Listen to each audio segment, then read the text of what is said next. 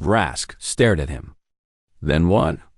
Miles rolled up his sleeve, revealing faint scars, old ones, healed, but unmistakably from claws. We fight. The room fell silent, because suddenly, the quiet human didn't look soft at all. He looked like someone who had survived monsters before, like someone who knew the rules of killing things that shouldn't exist. And for the first time, the aliens in the room realized that the galaxy's most underestimated species might also be its most dangerous. "Stay behind me," Miles said. Outside, the creature roared furious, hungry. The door bent, just slightly, but enough to show what was coming next. The cryo room shook again as the creature slammed its massive body against the metal. Frost on the reinforced walls cracked and fell in tiny flakes. Each impact was harder than the last. The students huddled behind storage tanks, trembling so badly the metal rattled. Rask yelled over the noise. "It will break through. This door is not meant for continuous impact." Lissa clutched her tail, voice shaking. "Miles, what do we do?" Miles didn't answer right away. He studied the door, the hinges, the lock, the seams. He was calm in a way that frightened the others, even more than the monster outside. Another thunderous blow made the ceiling lights flicker violently.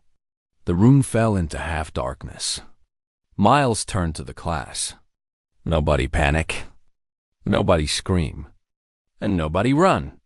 Varnak, the giant 4-meter warrior species, looked at him with disbelief. "Human, why do you think stillness matters?" Miles pointed at the floor. Everyone froze. A long, black shadow slid under the small gap at the bottom of the door, sniffing, searching. The shadow twitched like a living thing. Miles whispered, barely moving his lips. "It tracks motion, not sound." A collective gasp rippled, but Miles shot them a sharp look. No breathing changes. No sudden moves. The shadow paused. It sniffed again, then vanished. For a moment, silence returned. Then, boom, the creature struck even harder. The door bent inward by a full inch. Bolts rattled loose. Frost drifted from the ceiling like snow. Rask drew his plasma sidearm, but his hand trembled. "This is useless. Our weapons don't have the heat or the charge to pierce its hide." Miles shook his head.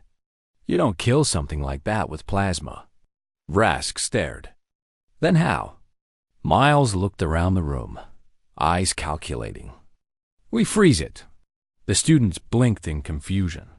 Lissa whispered, "Freeze." "The apex?" Miles nodded. "These cryotanks are colder than space.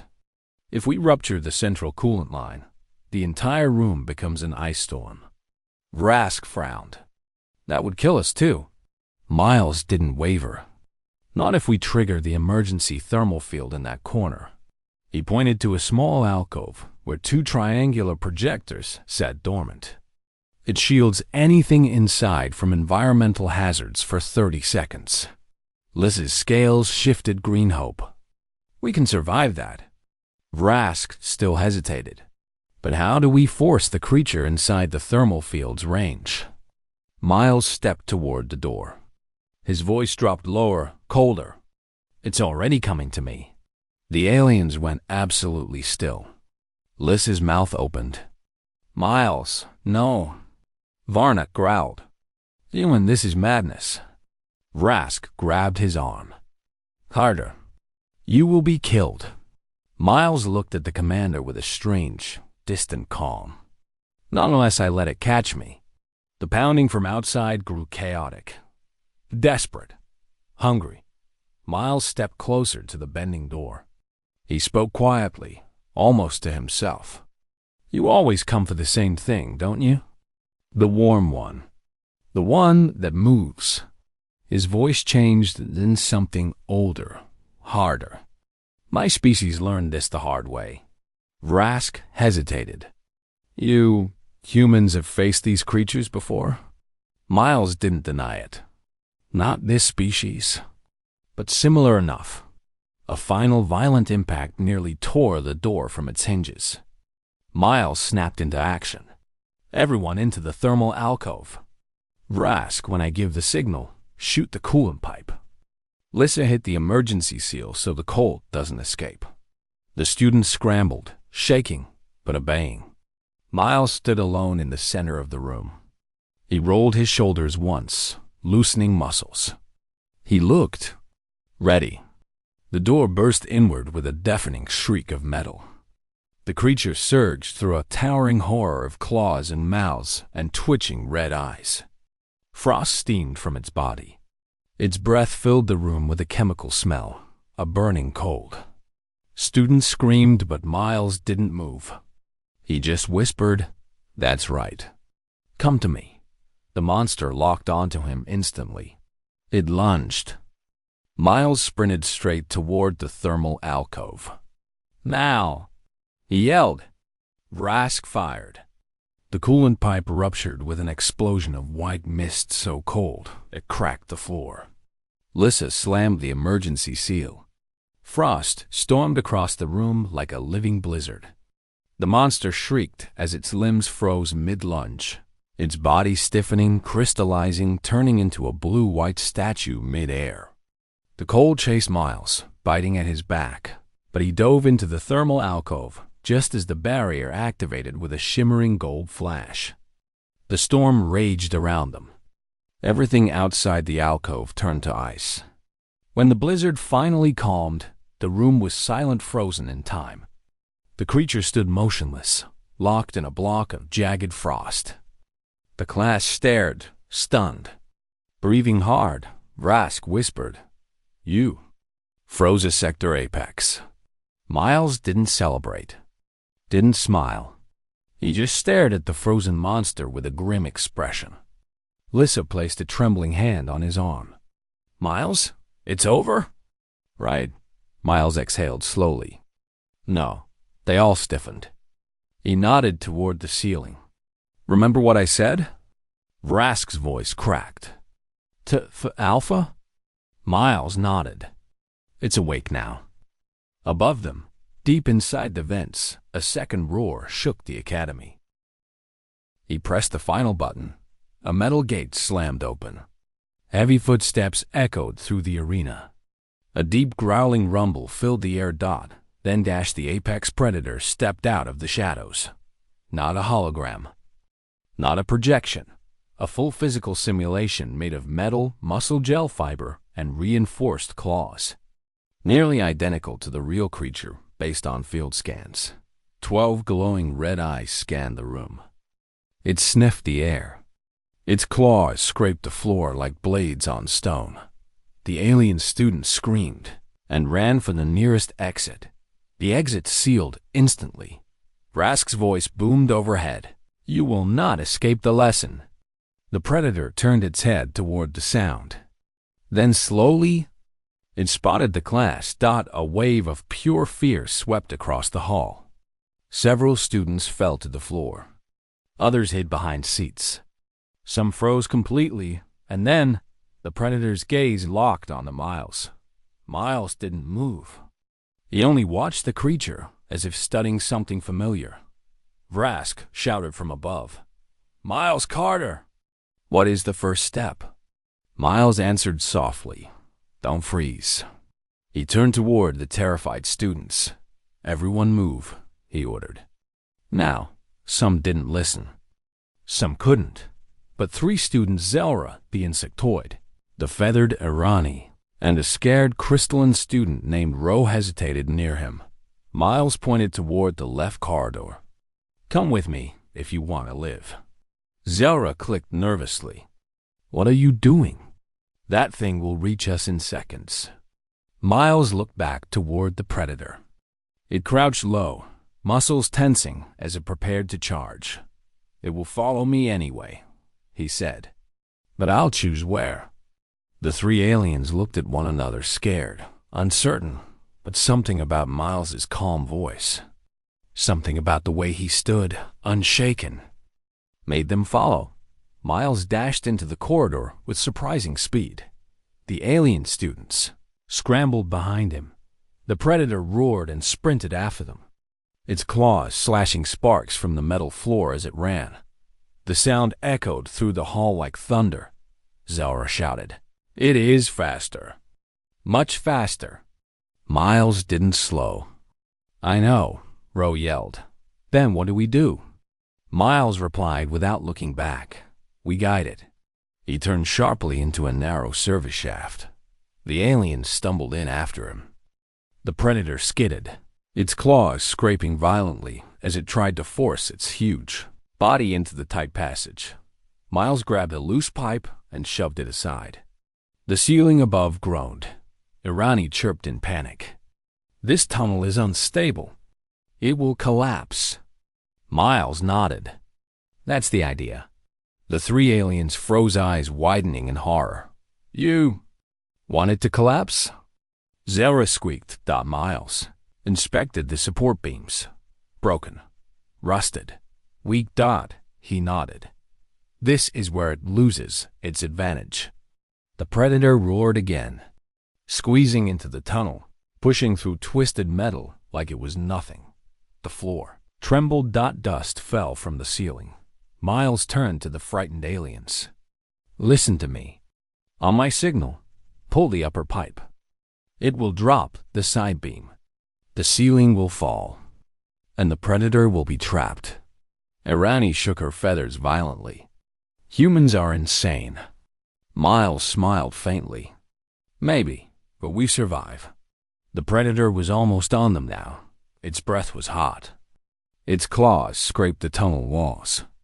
Its 12 eyes glowed with killing hunger. Miles grabbed the main cable. "Ready." The ceiling cracked. "Now." The students yanked the pipe. Miles pulled the cable. The support beam snapped. The ceiling collapsed. Metal beams, pipes, and broken panels crashed down like a storm. The predator howled once, then vanished beneath the falling debris.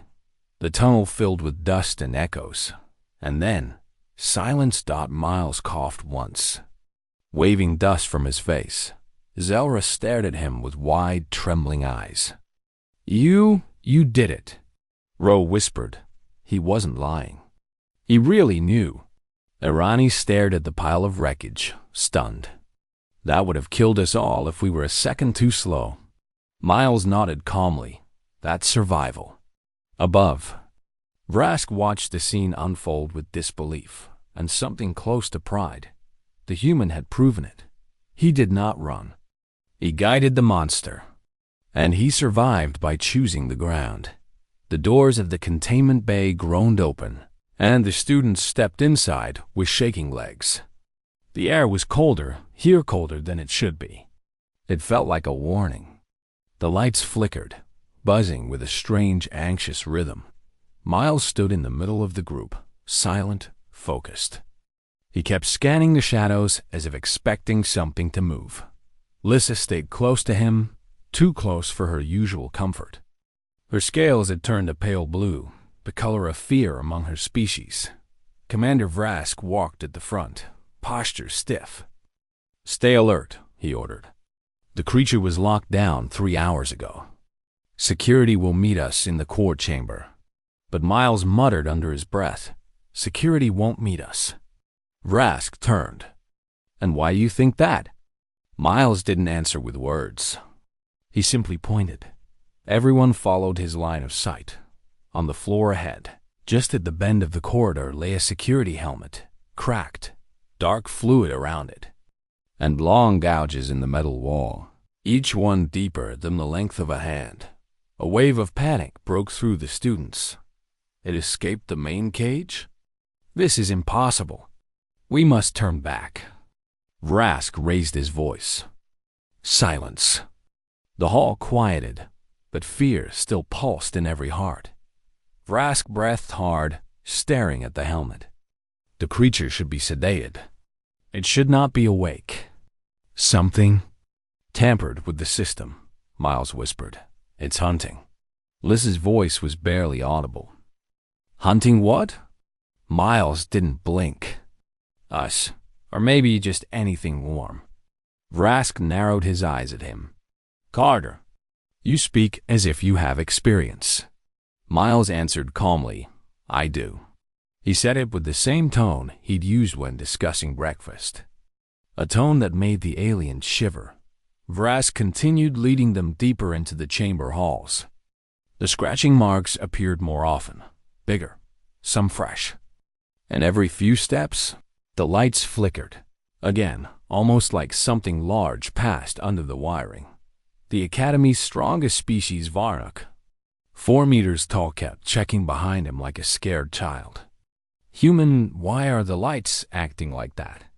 Miles replied, because it disrupts electrical fields when it moves. The bigger the flicker, the closer it is. The lights flickered hard. Everyone froze. A slow scraping noise echoed through the vents above them. A dragging sound, metal against metal. Vrask whispered, do not move. But one student, a small feathered creature named Trixel, panicked and ran. To RYX no. Lissa shouted. Too late. Something slammed inside the vents. Metal crumpled. A long black shape darted across the overhead shadows. A wet crunch followed, then silence. Trixel was gone. The class trembled as cold dread replaced oxygen in their lungs. Vrask clenched his jaw. Carter, what exactly are we dealing with? Miles stepped forward, his expression strangely emotionless. You called it a sector apex. That's wrong. This isn't just a predator. He stared at the ceiling vent. It's an endurance organism, meant to survive total ecosystem collapse. It doesn't hunt the weak. It hunts whatever moves. Vrask swallowed. How do you know so much? Miles' answer was quiet. Because humans have fought similar things before. The aliens stared at him in disbelief. You fought an apex? You survived it? That is not possible. Miles ignored them and knelt beside the gouged floor, touching the claw marks. It's not looking for food, he said. Not yet. He stood, eyes dark. It's clearing the area. Liz's scales shifted to a stormy blue. Clearing? For what? Miles hesitated. For the Alpha. The whole class whipped around. Vrask's voice cracked. There's more than one? Miles exhaled slowly. They travel in pairs. One hunts. One guards the territory. And if the second one is waking up? A heavy thud echoed through the chamber. A massive, slow step. Another thud. Then another. Closer. The walls vibrated. Vrask grabbed the emergency cum. Control room. This is Commander Vrask. We have breach confirmation. Initiate static. Miles gently pushed Vrask's hand down. Cum lines won't work. It's jamming them. Vrask stared at him. You speak as if you've studied this creature your whole life. Miles didn't deny it. Instead, he said, we need a defensible room. Somewhere with thick doors. Somewhere with low vents. Lissa pointed trembling claws toward the map panel. The cryo-storage room. It's reinforced. Good, Miles said. Everyone move, quietly. They walked fast, breath shallow, hearts pounding like drums. Each step echoed too loudly in the hallway. At every flicker of the lights, someone gasped. The heavy footsteps behind them grew louder. Closer. A low growl rolled through the air deep, vibrating their bones. Lissa's voice cracked. Miles, it's right behind us. Miles didn't turn. Don't look. Looking slows you down. Just keep walking. They reached the cryo room doors, huge metal slabs 3 times thicker than normal blast shielding. Inside, Miles commanded. The class rushed in. Vrask slammed the door pad. Boom. The door sealed, just as something enormous slammed into the other side. The metal shook under the impact. Students screamed. The lights flickered violently. Lissa clutched her chest. Commander. I's trying to break in. Vrask braced the door, though it was useless. Carter, what do we do if it gets through? Miles stepped forward, gaze steady, voice cold. "If it breaks the door," he said, "we don't run." The hologram creature swiped its massive claws again, causing a few aliens to jump. But Miles stood still, unfazed. He pointed at it. "That thing wants one thing, your fear. Panic gives it power. Your fear makes you predictable." He lowered his hand slowly. "So humans do something different."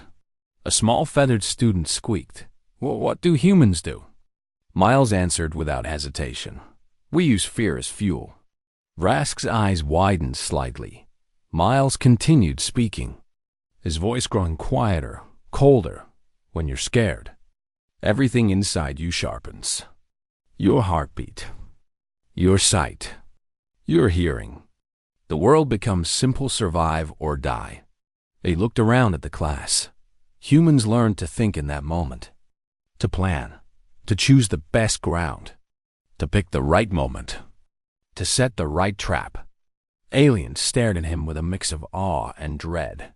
Finally, Rask spoke again. "Miles Carter, where did you learn this?" The human's eyes drifted downward for a moment, just a moment before he answered. "In the Tanis Ridge Forest, when I was 12. A few students gasped again. 12. You were a child. Miles nodded. "A predator stalked me for half a day. Big, fast, silent. I should have died. But I didn't. How?" Someone whispered. Miles's voice dropped to a chilling calm. "I made it follow me. I led it where I wanted. And when it attacked, I wasn't there anymore." The student shivered. "Commander." Rask stared at him like he was seeing the human species for the first time. Miles looked back up at the apex predator hologram. "This thing is worse than what chased me," he admitted. "But the rule stays the same." He stepped closer to the projection, his silhouette standing beneath the claws. "You don't run from something that strong. You make it chase you on your terms." The room sat in stunned silence, and for the first time since the creature appeared, some students realized something deeply unsettling. The human wasn't afraid of the predator. He was analyzing it. The hologram of the predator snarled again, its 12 red eyes burning in the dim hall. Sharp light cut across its armored body, making it look almost alive. Some alien students curled their feet away from it, even though it wasn't real. Miles Carter stood beneath the giant projection, tiny compared to the monster, but he did not back away. Commander Vrask watched him carefully. He could feel something shifting the room. The alien students no longer saw Miles as the soft human.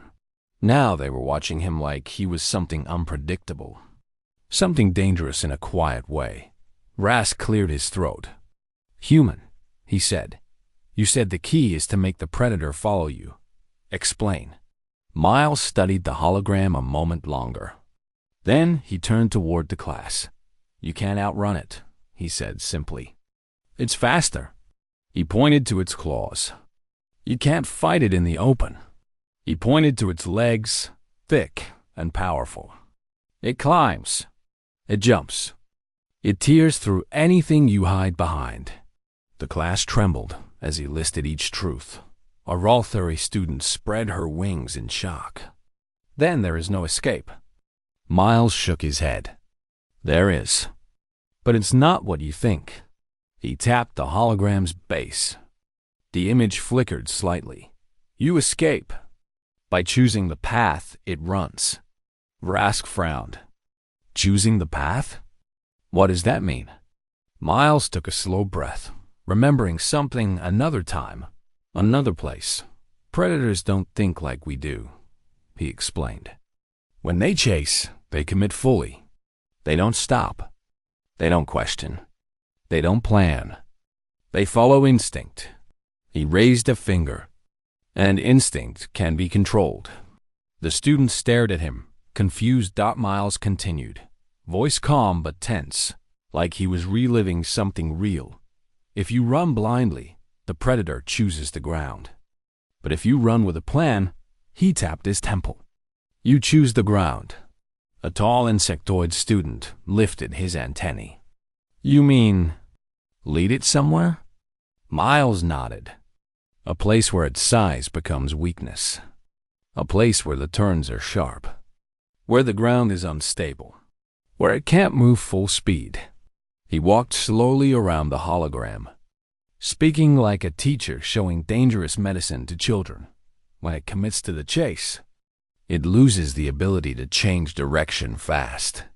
It becomes predictable. A crystalline student spoke softly. So you do not escape by distance. You escape by thinking. Miles's expression didn't change. You escape by making it fall into a mistake. The room fell silent. Then Rask stepped closer to Miles, voice low. You are speaking of traps. Miles nodded once. The only way to survive something stronger than you is to use the world around you. Some students looked horrified. Others looked fascinated. Zelra, the insectoid student, spoke with a tremble in her voice. So you have done this before? Miles's eyes flickered with memory. I didn't have weapons, or tools, or help. Just a forest, and a predator that was faster than me. He touched the hologram again.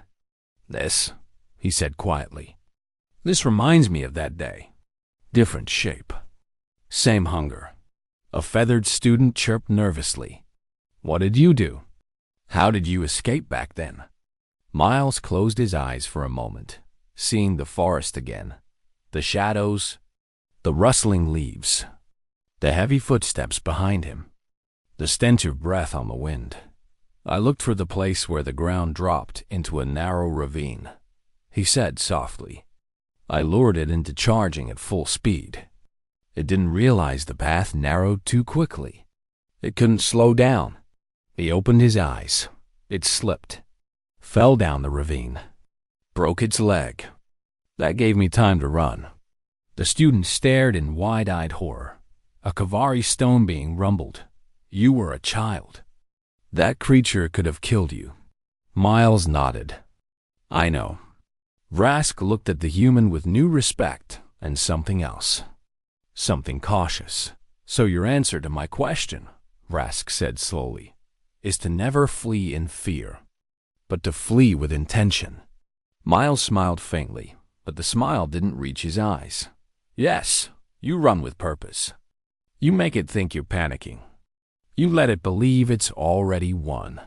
He took another step closer to the hologram, standing directly under the claws again. Predators expect weakness, he said. They expect prey to make mistakes. He pointed to the class. They expect you to make mistakes. Then Miles's tone sharpened. So you give them the mistake you want. The entire room fell silent again. Rask's voice dropped to a whisper. You mean, you tricked the predator? Miles nodded. That is how you escape something that should kill you. Not by running faster. Not by fighting harder. But by controlling the only thing you can control, the path between you and it. The hologram monster roared once more, shaking the room with sound. But Miles didn't move. He just stared up at it, steady and unshaken. And the alien students realized something that chilled them. This human didn't talk like prey. He talked like someone who had learned to think like a predator to survive one. Commander Vrask stared at Miles for a long, heavy moment. The class waited, silent and tense, as the human stood next to the giant hologram like it was simply a large problem to solve, not a monster that made half the room tremble. Vrask finally exhaled. Very well, he said. If you claim to understand predator logic, then you will prove it. Miles blinked once. Prove it? Vrask stepped toward the center console at the side of the hall. The alien student shifted uneasily as he raised his hand over a glowing red control panel. You all know, Vrask said loudly, that the Academy prepares students for real threats. This lesson is not theoretical. It is practical. Some students gasped. Others hissed or clicked their mandibles. The feathered student squeaked, "Commander, no." The simulation chamber, but Vrask pressed the control. The floor shook. The walls opened, and the entire room began to change. Panels shifted. Metal slid aside. The lights dimmed further until only harsh red strips remained, glowing like danger signals. The walls pulled back to reveal a large, maze-like arena, steel corridors, dark tunnels, raised platforms, and deep pits. A cold synthetic voice echoed overhead. "Survival simulation activated."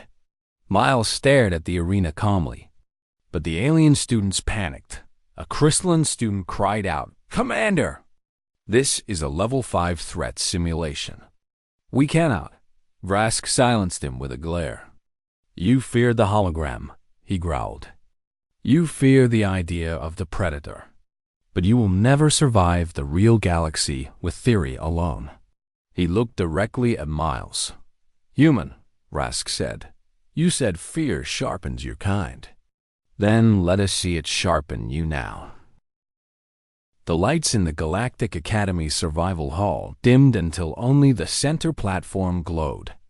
A deep hum rolled across the room like a warning from the walls themselves. Every student scaled, feathered, furred, crystalline sat stiff in their seats. Nobody dared breathe too loudly above the platform. The hologram formed slowly, like a nightmare building itself out of smoke. First came 12 red eyes, glowing like burning coals. Then came the mouth, 3 rows of serrated teeth, stacked like jagged knives. Then the body, long, muscular, armored in natural plates, sharper than blades. And finally, the claws, massive, curved, each one longer than a sword. The alien students recoiled as the image solidified. A winged Rawl theory whispered, "Is that a myth?" A scaled Vrokan hissed back, "No, that is a planet killer." Even the bravest species present, like the giant stone-skinned Kavari, shifted nervously in their seats. The creature radiated hunger even as a hologram. Its eyes seemed to move, almost following the students, studying them, choosing which one to hunt first. Up on the instructor's platform, Commander Vrask, an old war commander with scars crossing his face, took a long breath. The kind someone takes before saying something important or dangerous. His voice echoed through the hall. "Class," he said slowly, "how do you escape an apex predator like this?" No one answered. No one even moved. A cold silence spread across the room like ice. Some students held their breaths. Others gripped their seats. One small feathered creature let out a quiet whimper. Even Vrask's voice had a tiny tremble, as if even he, a decorated soldier, felt uneasy standing near the monster's projection. Then dash very quietly. From the far back of the room there was movement. A hand rose. A human hand. Every head snapped toward the corner where the only human exchange student sat. His name was Miles Carter, and he looked painfully out of place in the Academy's massive white lecture hall. While other students wore armor plates, glowing robes, or breathing helmets, Miles wore a simple Academy uniform and a small backpack at his feet. He wasn't muscular. He wasn't tall. He wasn't armored. He looked normal. Unimpressive. Soft. And yet his hand was raised calmly, steadily, without a hint of fear. A wave of disbelief swept across the room. A crystalline student muttered, "The human raises his hand?" A tall insectoid student buzzed, "He cannot know anything." Another whispered, "Humans are emotional. Easy to scare. Why would they know how to escape a hunter like this?" Miles didn't react to any of the whispers. He didn't lower his hand. He didn't look nervous. He simply stared at the hologram like someone looking at an old photograph. Not a nightmare. Commander Vrask narrowed his eyes. He had trained soldiers for decades. He had seen panic, terror, and false bravery. But the human wasn't showing any of those. He was calm. Too calm. Vrask stepped forward. his heavy boots echoing in the hall. "Human," he said, voice steady. "You know the answer?" Miles didn't speak. He only nodded once. That simple gesture sent a ripple through the room. No one else was willing to move, but the human acted like this was just another homework question. Rask studied him deeper, almost suspicious now. "Are you certain?" Rask asked quietly. "Very," Miles said. Gasps spread across the hall. The hologram creature suddenly moved, its claws swiping through the air as part of the programmed behavior. A few alien students screamed. The lights flickered. The hum of the projector deepened, making the atmosphere feel heavy and suffocating. Miles didn't flinch. Not even a blink. Rask's eyes narrowed. He had seen warriors freeze. He had seen warriors break. He had seen species run from this thing's hologram alone. But the human didn't show fear. He didn't show nervousness. He didn't even show surprise, Don. It was as if he had already stood before worse. Rask folded his arms. "Then tell us," he said. "How do you escape it?" Miles looked at the hologram again. The monster's dozen red eyes glowed brighter, scanning the room like a sentient threat. Miles tilted his head a little, studying it not like prey studying a predator, but like a hunter studying another hunter. "The first step," Miles said quietly, "is understanding that you don't run from it." The entire room froze. A nervous laugh escaped one of the alien students. Another whispered, "He is joking. He must be joking." Miles didn't smile. He didn't look away from the creature. He didn't move his raised hand. "There's only one way to live when something like that is hunting you," he continued. Rask leaned forward. The students leaned forward. Everyone held their breath. "What way is that?" the commander demanded. Miles lowered his hands slowly, eyes still locked on the creature. "You don't escape it," he said. A shock went through the room. Every alien recoiled. Every whisper turned into panic.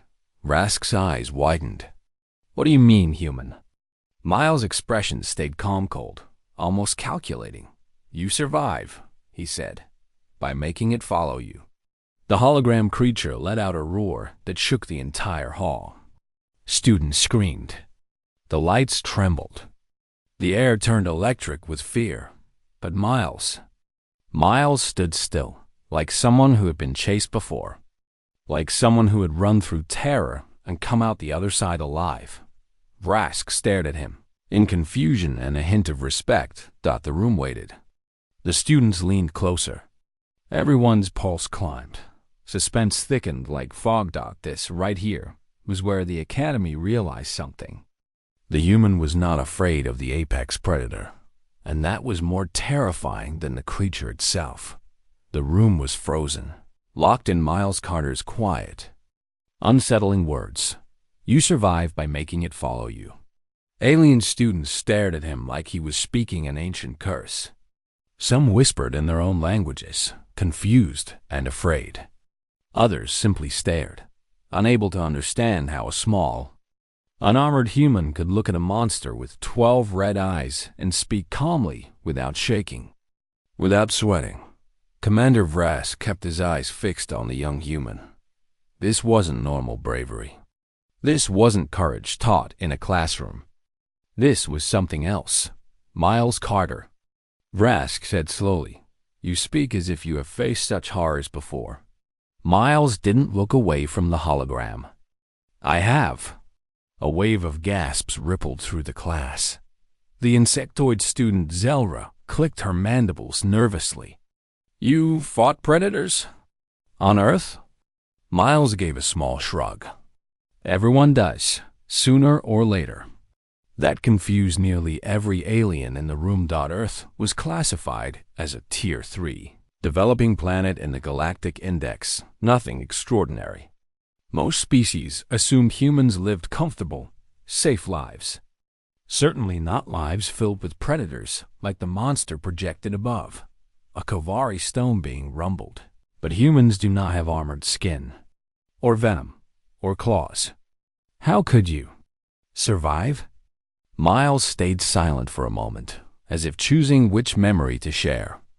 His expression didn't change, but something in his eyes shifted, like he was remembering something far away, something unpleasant.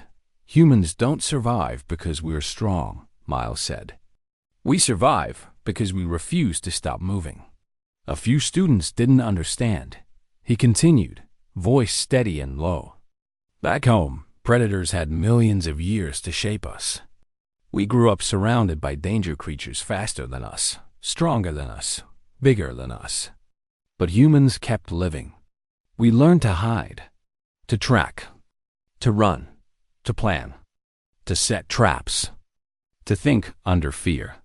He tapped the side of his head. We learned to use our minds when our bodies weren't enough. The room grew quiet again. Even the holographic creature's growls sounded distant now. Commander Vrask took a slow step forward. You speak of Earth as if it is a death world. Miles didn't smile, but he didn't deny it either. Instead, he took a long breath. There is something you all should understand, he said softly. Humans don't freeze when something scary appears. Not for long. Fear makes us think faster. Move faster. Fear sharpens us. He paused, then he added, fear helps us survive. Students exchanged uneasy glances. Their species usually saw fear as weakness. Something shameful. Something to control or suppress. But the human was saying the opposite. Vrask spoke again, slower and heavier. You say you have faced predators, but how? You have no natural weapons. Miles finally looked away from the hologram. His eyes met Vrask's. Because humans aren't built like other species, he said. We don't give up. He spoke the next sentence like a quiet truth carved into stone. Humans can suffer and still move. We can run wounded. We can think while terrified. We can keep going long after others fall. For a moment, the room was silent. Then Miles continued, voice steady. When an apex predator hunts you, the worst thing you can do is stop.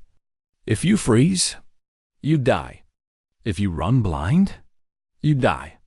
If you try to fight it head-on, you die even faster. The class swallowed in unison.